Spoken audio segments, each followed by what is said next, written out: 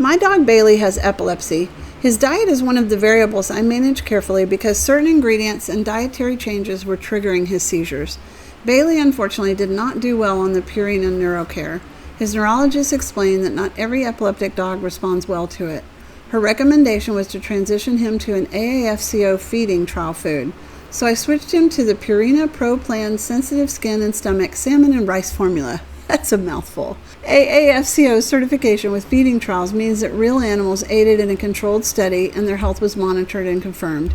I had made the mistake of buying a 40-pound bag of the NeuroCare and ended up donating it, so I didn't want that to happen again.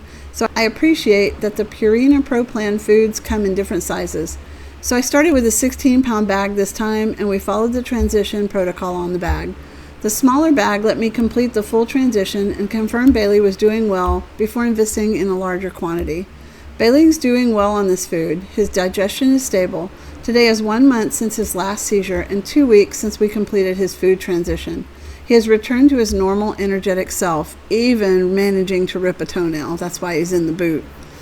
Anyway, I cannot tell you if this food is right for your dog because every dog is different, but I'm just an epileptic dog mom telling you what worked for us. If your dog has epilepsy or any complex dietary needs, please involve your veterinarian before making any food changes. I hope this review is helpful. If it was, follow my shop for more hands-on demos and reviews of all my home, yard, dog, and camping favorites. Thanks for watching.